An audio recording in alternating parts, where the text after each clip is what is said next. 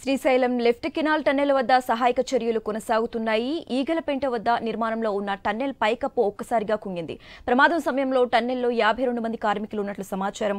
10 మంది కార్మికులకు గాయాలయ్యాయి. ఇప్పటి వరకు ముగ్గురిని బయటకు తీసిన సహాయక సిబ్బంది వారిని జెన్కో ఆసుపత్రికి తరలించారు. ప్రమాద స్థలాన్ని పరిశీలిస్తున్న అధికారులు ఎంతమంది చిక్కుకున్నారనేది తెలియాల్సి ఉందన్నారు. మంత్రి ఉత్తమ్ కుమార్ రెడ్డి ఘటనా స్థలానికి చేరుకుని సహాయక చర్యలను పర్యవేక్షిస్తున్నారు.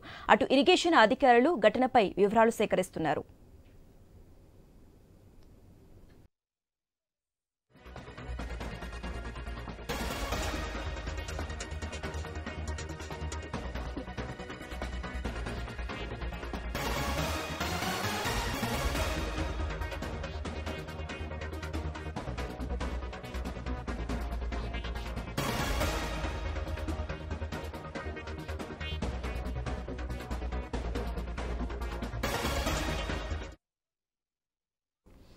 ఎస్ఎల్బీసీ టన్నెల్ వద్ద ఈ ప్రమాదం చోటు చేసుకుంది. ఈ ఘటనలో 3 మీటర్ల మేర పైకప్పు పడిపోయింది. ఎడమవైపు సొరంగం 14వ కిలోమీటర్ వద్ద ప్రమాదం చోటు చేసుకుంది.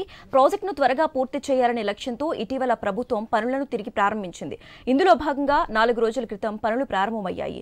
ఈ ఉదయం ఆ పనుల్లో ప్రమాదం చోటు చేసుకుంది. టన్నెల్ పైభాగంలో 3 మీటర్ల మేర పడిపోయింది.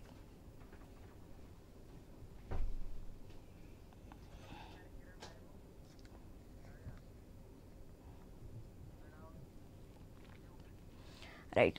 శ్రీశైలం లెఫ్ట్ కెనాల్ టన్నెల్ వద్ద సహాయక చర్యలు కొనసాగుతున్నాయి. అలాగే ఈ ప్రమాదానికి సంబంధించి మోర్ అప్డేట్స్ మా ప్రతినిధి కిరణ్ లైవ్ ద్వారా అందిస్తారు. కిరణ్, చెప్పండి, ఈ ప్రమాదం ఎలా జరిగింది, టన్నెల్లో ఎంతమంది చిక్కుకున్నారు, అక్కడ సహాయక చర్యలు ఎలా కొనసాగుతున్నాయి, ఇప్పుడు అక్కడ సిచ్యువేషన్ ఎలా ఉంది? రైట్ శశిరేఖ, శ్రీశైలం సొరంగ మార్గం సంబంధించి అక్కడ పనులు చేస్తున్నటువంటి నేపథ్యంలో అక్కడ ప్రమాదం చోటు చేసుకున్నట్టు కూడా తెలుస్తా ఉంది. ఈ ప్రమాదం నాగర్ కర్నూలు జిల్లా దోమలపేట దగ్గర ఈ ప్రమాదం చోటు చేసుకున్నట్టు కూడా తెలుస్తా ఉంది. ప్రస్తుతం అయితే ప్రమాద సమయంలో 32 మంది కార్మికులు ఉన్నట్టు కూడా తెలుస్తా ఉంది.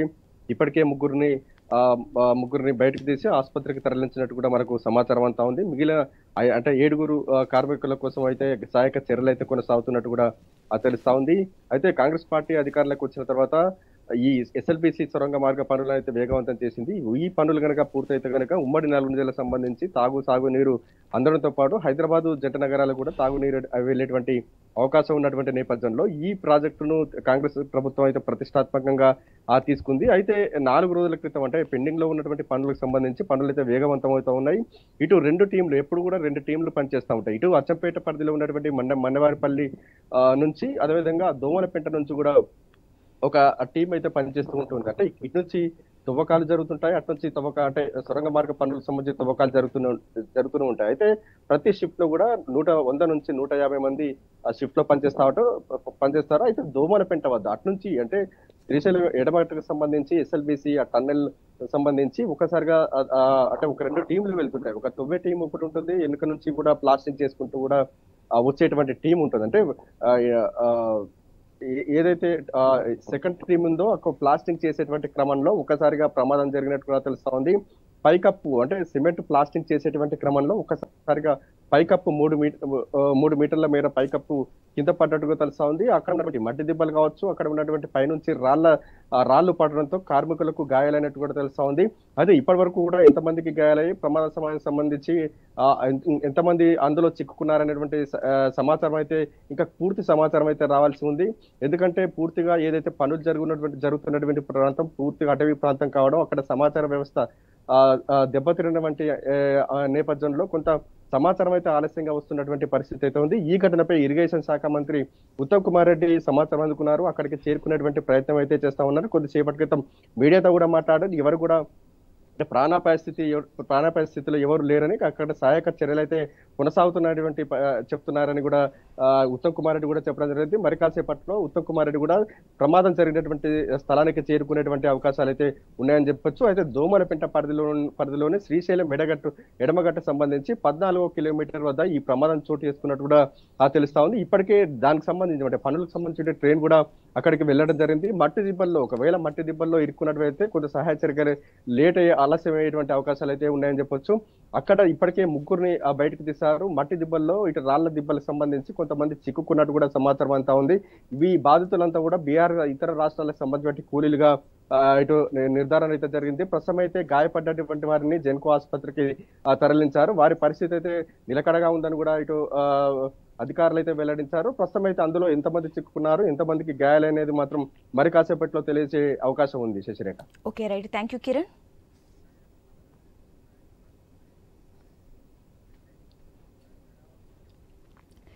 శ్రీశైలం లెఫ్ట్ కెనాల్ టన్నెల్ వద్ద సహాయక చర్యలు కొనసాగుతున్నాయి. ఈగలపెంట వద్ద నిర్మాణంలో ఉన్న టన్నెల్పై కప్పు ఒక్కసారిగా కుంగింది. ప్రమాదం సమయంలో టన్నెల్లో 52 మంది కార్మికులు ఉన్నట్లు సమాచారం. అలాగే 10 మంది కార్మికులకు గాయాలైనట్లుగా సమాచారం. ఇక ఇదే అంశానికి సంబంధించి మోర్ అప్డేట్స్ మా ప్రతినిధి వెంకటేష్ ఫోన్ ద్వారా అందిస్తారు. వెంకటేష్. ఎస్ఎల్బిసి వద్ద అపశృతి చోటు చేసుకుందని చెప్పవచ్చు. శ్రీశైలం ఎడమగట్టు కాలున టన్నెల్ వద్ద సొరంగ మార్గంలో ఉదయం ఈ ప్రమాదం చోటు చేసుకుంది. సొరంగాన్ని తవ్వుతున్న 3 కిలోమీటర్ల మేర సొరంగం పైకప్పు ఊడిపడడంతో అక్కడ పనిచేస్తున్న కార్మికులకు తీవ్ర గాయాలే. ఆ సంఘటనలో అంటే ప్రస్తుతం అక్కడ పనిచేస్తున్న 35 మంది నుంచి 50 మంది దాకా కార్మికులు కూడా ఉన్నట్లు సమాచారం తెలుస్తుంది. ఈ నేపథ్యంలో 10 మందిని కూడా బయటికి తీసుకొచ్చి అక్కడ జెన్కో ఆసుపత్రికి అయితే తరలించారు. ఈ నేపథ్యంలో అంటే చాలా రోజులుగా ఎడమవైపు సంబంధించిన ఈ సొరంగ మార్గంలో పనులు నిలిపిపోయాయి. అప్పుడు తెలంగాణ ప్రభుత్వం ఉన్న సమయంలో పనులు కొనసాగాయి. తర్వాత కాంగ్రెస్ ప్రభుత్వం వచ్చిన తర్వాత పనులు కొనసాగలేదు. అంటే గత 4 రోజుల క్రితం ఈ సొరంగ పనులు మళ్లీ ప్రారంభించారు జెన్కో అధికారులు. ఈ నేపథ్యంలో అక్కడ జరిగిన సంఘటనతో అక్కడ కార్మికులు కూడా తీవ్ర గాయాలైన సంఘటన చోటు చేసుకున్నాయి. ప్రస్తుతం కూడా సొరంగ మార్గంలో 6 మంది చిక్కుకున్నట్టయితే మనకు సమాచారం ఉంది. ఈ నేపథ్యంలో ఈ సంఘటన విషయాలు తెలుసుకున్న భారీ నీటిపారుదల శాఖ మంత్రి ఉత్తమ్ కుమార్ రెడ్డి కూడా సంఘటనా స్థానాలపై జెన్కో అధికారులతో అక్కడ ఇంజనీర్లతోటి అంటే సమాచారం తెలుసుకుంటున్నారు. అక్కడ ఎలాంటి సంఘటనలు అంటే దుర్ఘటనలు ఏమైనా జరిగాయా, ప్రస్తుతం ఎవరికి ప్రాణాపాయం లేదు కదా, సహాయ చర్యలకు ఎలా దానిపైన కూడా ఆయన చర్చిస్తున్నారు. ఆయన కూడా హుటాహుటిన హైదరాబాద్ నుంచి అక్కడ దోమలపేటకి ఎస్ఎల్బిసి దగ్గరకు సంఘటనా స్థలానికి చేరుకునే అవకాశం అయితే ఉంది. ఈ నేపథ్యంలోనే అక్కడ కార్మికులకు సంబంధించిన అధికారులు కూడా సహాయక చర్యలు అయితే చెప్తున్నారు. ప్రస్తుతం అయితే ఎవరు ప్రాణాపాయం లేకున్నా కూడా తీవ్ర గాయాలైతే చోటు చేసుకున్న సంఘటన ఉంది. అంటే ముఖ్యంగా నల్గొండ జిల్లాకు సంబంధించిన ఈ ఎస్ఎల్బిసి ద్వారా సాగునీరు అందించేందుకైతే అధికారులు అయితే ఈ సొరంగ మార్గం ద్వారా అక్కడ పనులు చేపడుతున్నారు. ఈ నేపథ్యంలోనే గత 4 రోజుల క్రితం జరిగిన ఈ పనుల ప్రారంభంకి ఈ రోజు ఉదయం ఈ సొరంగ మార్గంలో పనిచేస్తున్న పైకప్పులకు 3 కిలోమీటర్ల మేర పైకప్పు కూలడంతో అక్కడ పనిచేస్తున్న కార్మికులు కూడా తీవ్ర గాయాలైనాయి. అంటే 35 నుంచి 40 మంది దాకా ఉండే అవకాశం ఉందని అక్కడ చెప్తున్నారు. ఈ నేపథ్యంలోనే 10 మందిని అయితే ఇప్పటికి కూడా జెన్కో ఆసుపత్రికి అయితే తరలించారు. క్షతగాత్రులని సహాయక చర్యలు అయితే కొనసాగుతున్నాయి. శశిరేఖ.